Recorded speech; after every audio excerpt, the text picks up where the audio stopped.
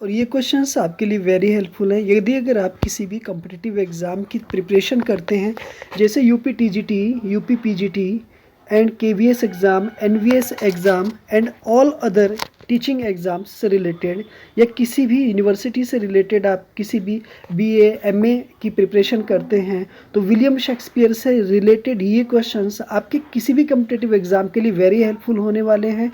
मेरी वीडियो में अंत तक बने रहिएगा, मेरे लास्ट तक बने रहिएगा और मेरे साथ इन क्वेश्चंस का डिस्कस करिएगा, क्योंकि ये क्वेश्चंस आपके लिए वेरी हेल्पफुल हैं। आपके पास अगर पेन, कॉपी, नोटबुक आपके पास है तो इम्पोर्टेंट पॉइंट्स को आप अपनी नोटबुक में नोट करते चलें, क्योंकि ये इम्पोर्टेंट पॉइंट्स आपके लिए वेरी हेल्पफुल अगले एग्ज़ाम्स में होने वाले हैं।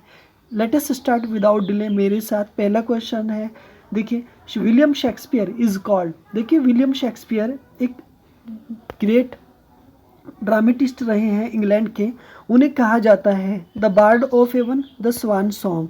ये विलियम शेक्सपियर जी का मतलब एक निकनेम यानी कि उपनाम है।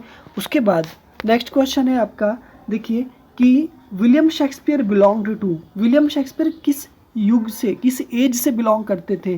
तो वो है एलिजाबेथन एज या Jacobian as.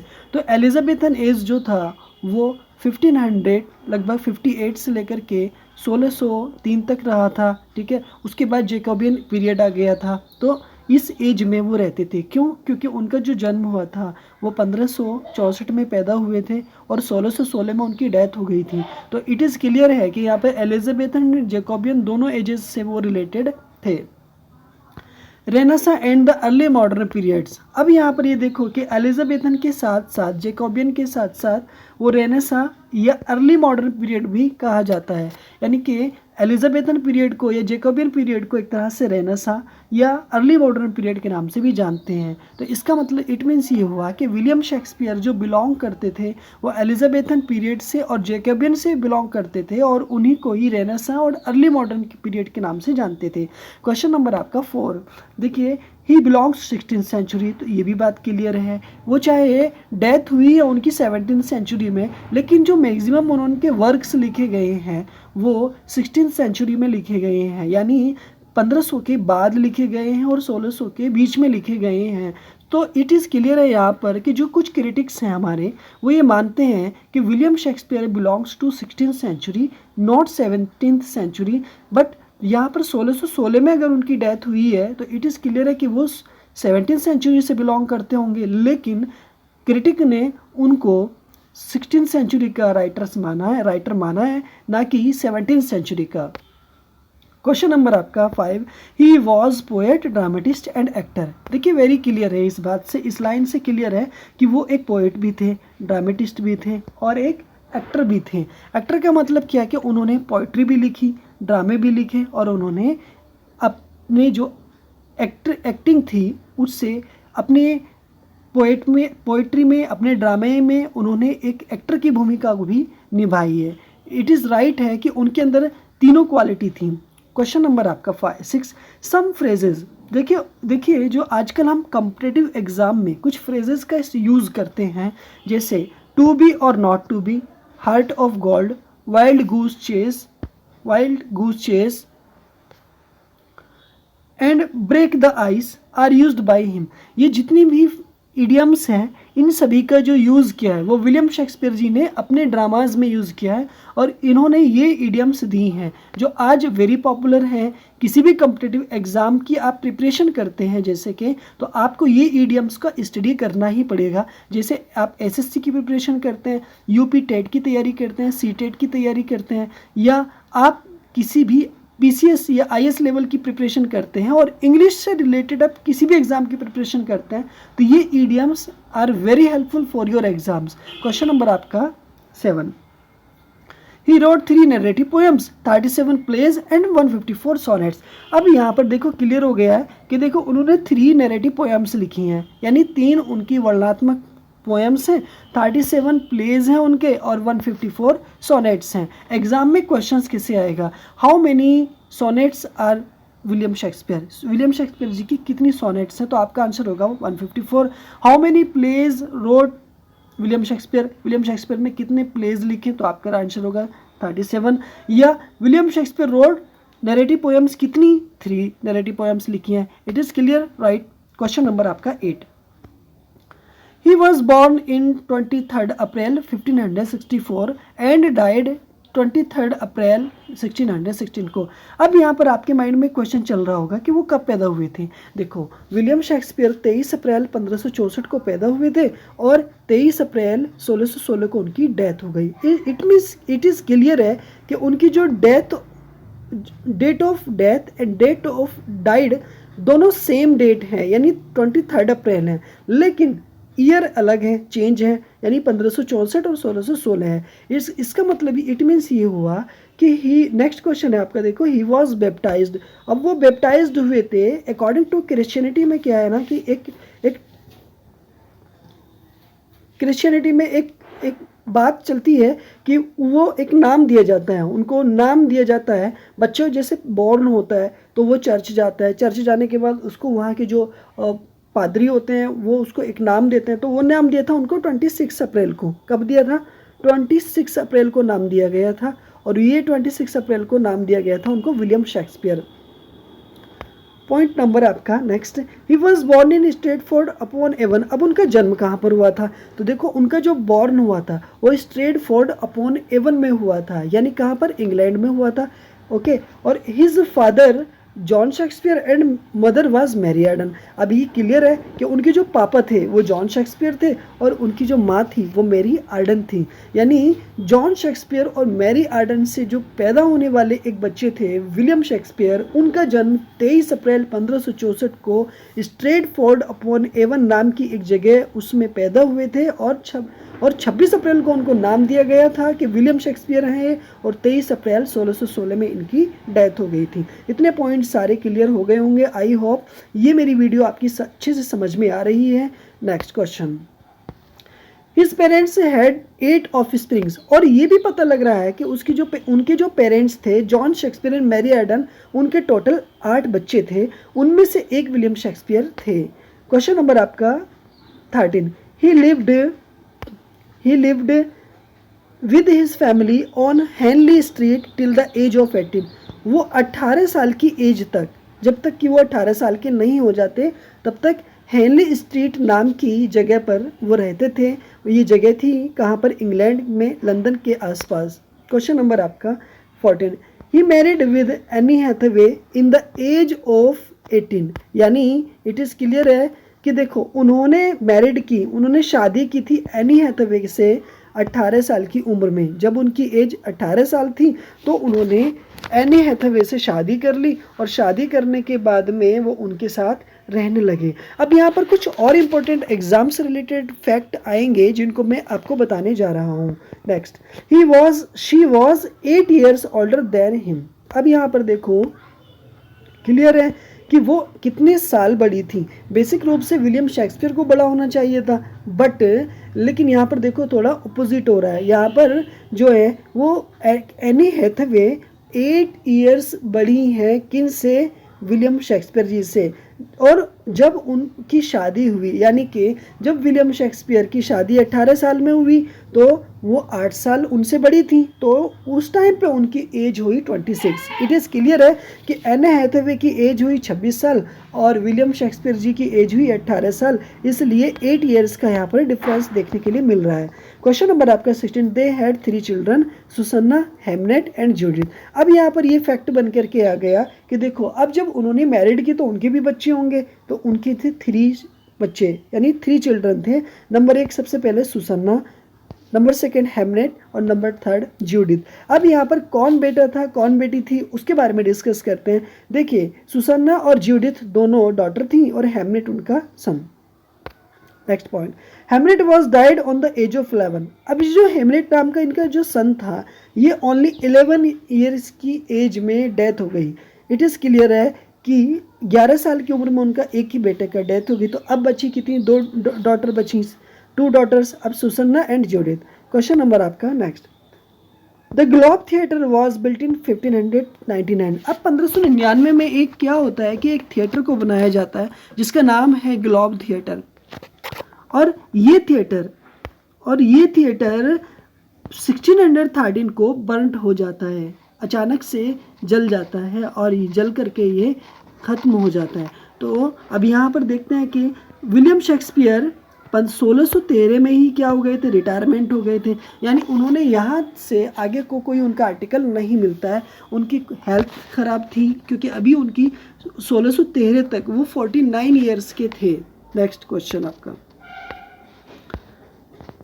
When the Globe Theatre burned, the Henry VIII was performing on 29 जून।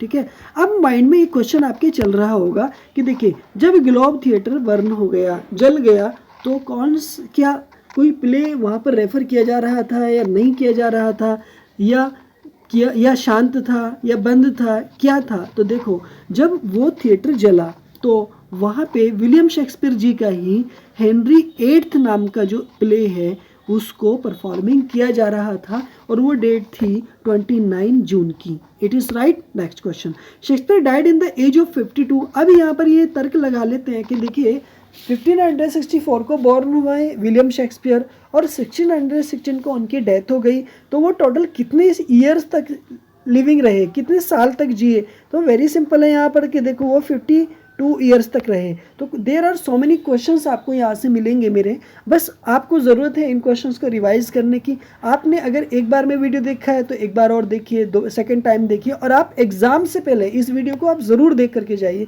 क्यों? क्योंकि ये आपके लिए वेरी हेल्पफुल होने वाली है। क्वेश्चन नंबर आपका next, He was buried at the Holy Trinity Church। अब उनको जब उनकी डेथ हो गई तो उनको कहीं ना कहीं तो दफनाया जाएगा।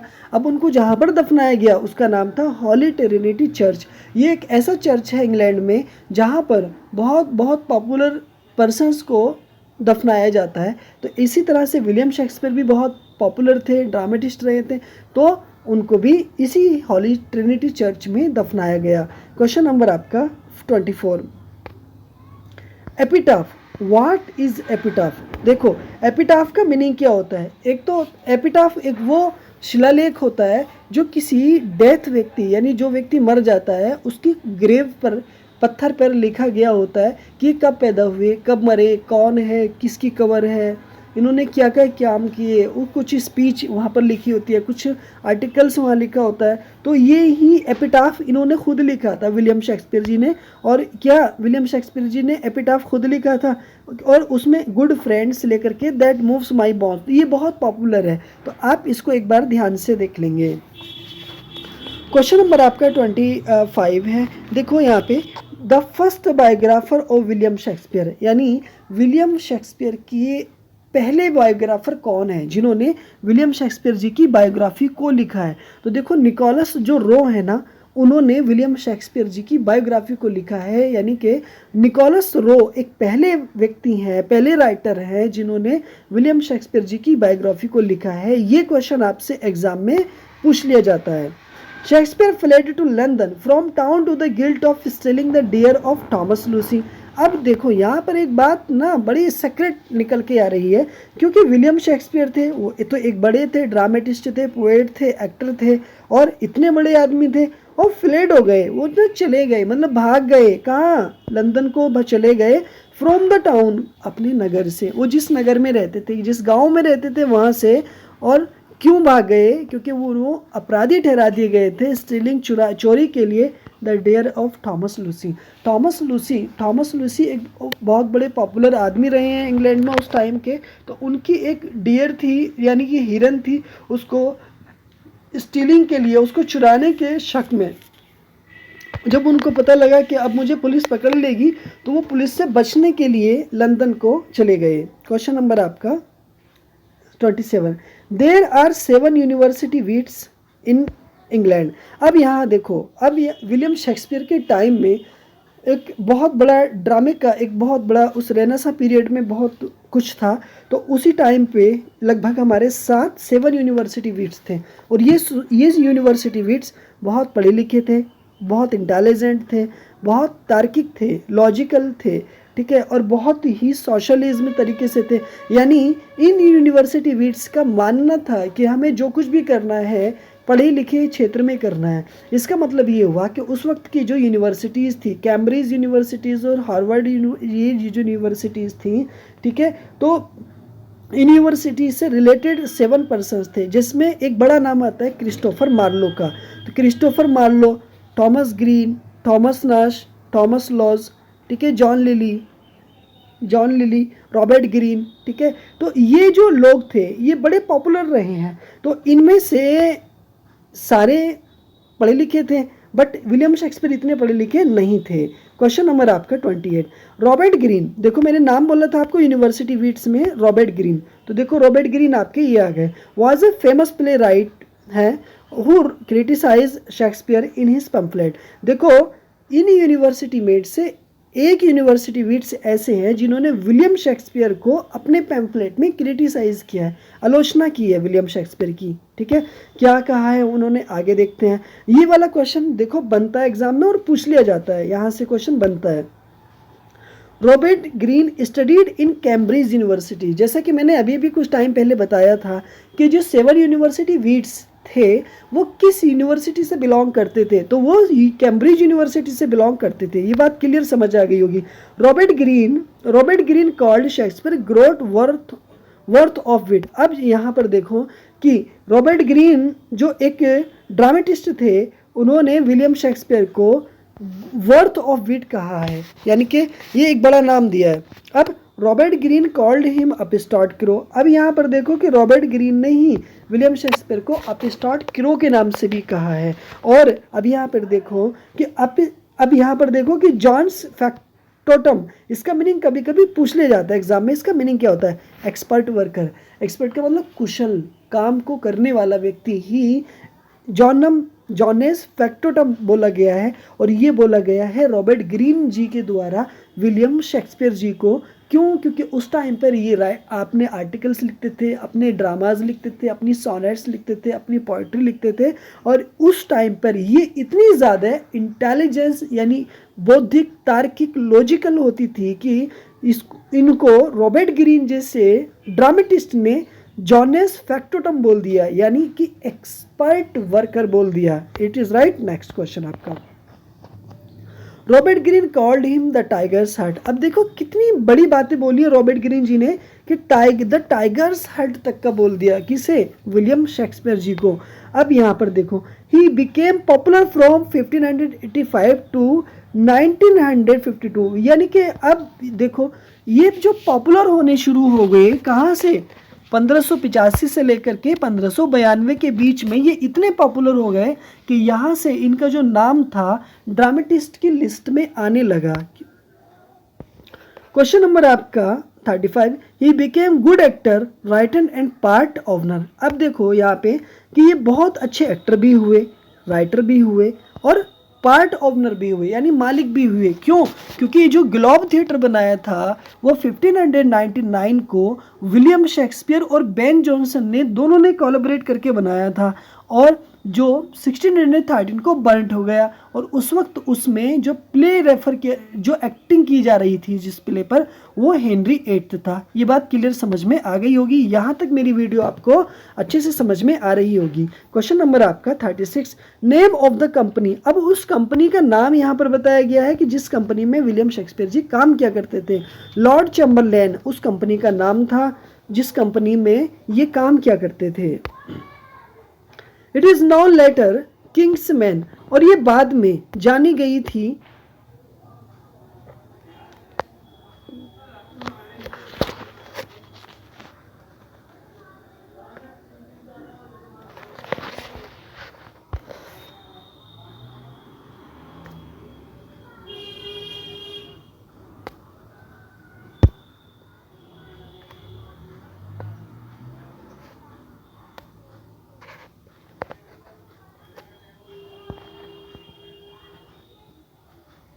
और ये बाद में जानी गई थी किस नाम से, बिकेम पॉपुलर हो गए 1585 से 1592 के बीच में। और ये एक लॉर्ड चैम्बरलेन यानी किंग्स मैन के नाम से, it is known later King's Men के नाम से जाने गए। नेक्स्ट आपका, इन द 1599 को the Globe theatre built with the help of members. और देखो ये 1599 में जो इन्होंने ग्लोब थिएटर बनाया था वो अपने मेंबर्स की हेल्प से बनाया था 1599 में। और वो मेंबर्स थे बेन जॉनसन। क्वेश्चन नंबर आपका, it was on the bank of the River Thames. जो ग्लोब थिएटर बनाया था ये कहाँ, देखो थेम्स नाम की एक नदी है जो लंदन में यानी इंग्लैंड के अंदर है, उस नदी के किनारे पर उन्होंने वो ग्लोब थिएटर बनाया था। ब्लैक फ्रायर्स इंडोर थिएटर केम इन 1608। और ये जो ब्लैक फ्रायर्स जो इंडोर्स था ये लगभग भी नहीं तो थिएटर था, ये 1608 में आया था, 1608 में आया था। क्वेश्चन नंबर आपका next, he bought a new house in 1597 at the Stratford upon Avon. अब देखो ये क्वेश्चन ना, ए न्यू हाउस, ये बात याद रखना, ये लगभग आपके 2016 वाले जो टीजीटी एग्ज़ाम हुआ था उसमें क्वेश्चन पूछा था। और 1597 में इन्होंने घर परचेज कर लिया था। कहाँ पर? स्ट्रेटफोर्ड अपॉन एवन में। न्यू प्लेस, देखो न्यू हाउस बोला मैंने तो यहाँ पर न्यू प्लेस भी दे रखा है। Is the place where Shakespeare bought the new house, यानी कि एक वो न्यू प्लेस उस स्थान का नाम है जहाँ पर विलियम शेक्सपियर जी ने नया घर खरीदा था। Shakespeare's career divided into 4 periods. Very simple है, देखो पूछ लिया जाएगा कि विलियम शेक्सपियर का कैरियर कितने पार्ट्स में डिवाइडेड है, तो आपको ऑप्शन देना है 4 पार्ट्स में डिवाइडेड है। ओके नेक्स्ट, इन 1594 को सम शेक्सपियर्स प्लेज पब्लिश्ड, कुछ शेक्सपियर के प्लेज पब्लिश्ड हुए थे। ठीक है, नेक्स्ट, हिज फर्स्ट एडिशन, उनका जो पहला एडिशन था वो क्वार्टो एडिशन आया था जिसको हम क्वार्टो एडिशन के नाम से जानते हैं। क्वेश्चन नंबर आपका next, William Shakespeare wrote 2 narrative poems, Venus and Adonis, the rape of the Lucrece. अब मैंने आपको पहले बता दिया है कि देखो विलियम शेक्सपियर जी ने 2 नरेटिव पोएम्स लिखी हैं, बट मैंने वहाँ पर आपको 3 नरेटिव पोएम्स के बारे में डिस्कस किया है, बट मैं यहाँ पर आपको 2 नरेटिव पोएम्स की बात बता रहा हूँ। नंबर 1 है विनस एंड एडोनिस और नंबर 3 है द रेप ऑफ ल्यूक्रेस। अब ये दोनों ही जो पोएम हैं ये बड़ी ही पॉपुलर पोएम है इनकी, क्योंकि स्टार्टिंग इन्होंने से किया है और यहाँ तक बोला जाता है कि विलियम शेक्सपियर की जो सफलता की जो स्टार्टिंग पॉइंट है वो विनस एंड एडोनिस है। और विलियम शेक्सपियर जी ने इसे ये भी बोला है कि first year of my invention, यानी कि मेरे जो आविष्कार हैं, मेरी जो स्थापित लिखित चीज़ें हैं, उनका जो सबसे पहला जो उत्तराधिकारी है वो विनस एंड एडोनिस है, यहाँ तक बोला है।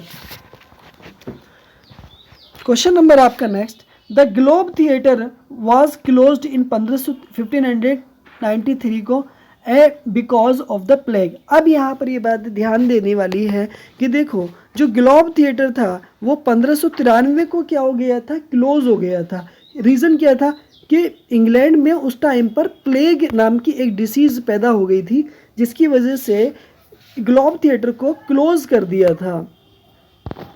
Question number next, Venus and Adonis and rape of Lucrece were dedicated to Henry Wriothesley the earl of Southampton. अब देखो इंपॉर्टेंट क्वेश्चन आ रहा है कि the Venus and Adonis and the rape of the Lucrece, ये दोनों poems dedicated की गई थी हेनरी रेथसली के द्वारा जो द अर्ल ऑफ साउथहैम्पटन थे। कहाँ कौन थे?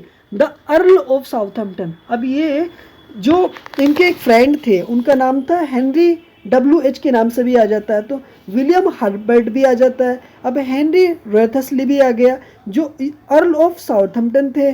और ये दोनों ही पोएम कौन कौन सी, Venus and Adonis and the rape of the Lucrece, ये दोनों ही डेडिकेटेड की गई हैं अपने दोस्त को। इट मीन्स ये है कि विलियम शेक्सपियर जी का हर वर्क किसी न किसी को डेडिकेटेड है, चाहे वो विलियम हर्बर्ट हो, चाहे वो हेनरी रेथसली हो, चाहे वो डार्क लेडी हो, या चाहे वो कोई पैट्रॉन हो, या चाहे वो इनके चिल्ड्रन ही क्यों ना हो, या किंग क्यों ना हो, क्वीन क्यों ना हो, किसी न किसी को डेडिकेटेड है। Next question,